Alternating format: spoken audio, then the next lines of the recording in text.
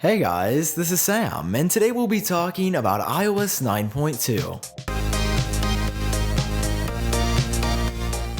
After a few weeks of beta testing, today iOS 9.2 was finally released, so you can go ahead and download an update to this firmware on any iPhone, iPad, or iPod Touch capable of running iOS 9 in the first place.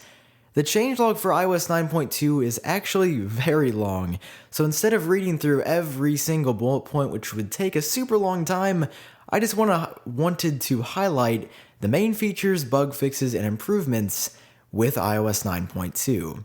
The first one are continued improvements, or the first thing that's new is continued improvements to Apple Music. I'm excited because I just recently began subscribing to Apple Music the other day, so seeing patch notes and physically noticing changes that the service is getting better is great. I know there were quite a few kinks at the beginning, but honestly, Apple Music feels really good now. And one of the main features in iOS 9.2 that correlates with really just the music app in general is that you can create a playlist from a song from anywhere in the music application. So if I go to AC/DC, for example, tap on one of their albums, I can tap on these three little dots right here and you can see it automatically says add to playlist.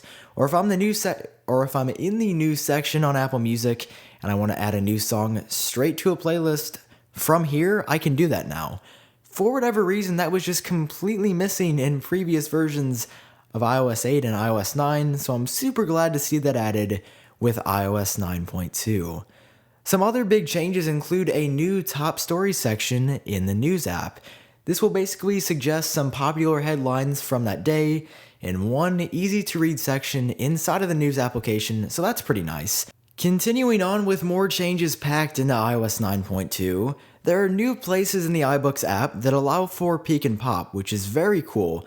Another huge change in this update are improvements to the Safari view controller. So for example, if I load up Tweetbot, which utilizes this in-app Safari web view, you can notice a few changes right off the bat.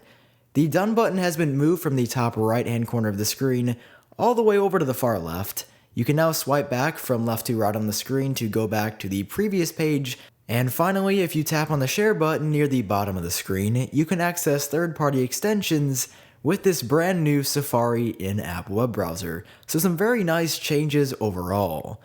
In the patch notes for iOS 9.2, they say that the stability of both the Safari application and podcasts have been improved, so good news there. And then one of the last big changes in iOS 9.2 is that a new language has been added to Siri. Great news if you are an Arabic speaker because Siri can now talk with you. I feel like this was a huge request for quite a few years, so I am very happy to see that you can finally speak Arabic with Siri, which is awesome. Another new feature in iOS 9.2 actually came from the Mail application in OS X. You can actually send attachments in the Mail app now that are up to 5 GB in their file size. I know it was limited to quite a bit less than that before, so super cool that you can send huge attachments through the Mail app now. And moving on to the final iOS 9.2 change that we'll be covering in today's video, it's that iOS 9.2 got quite a nice speed upgrade.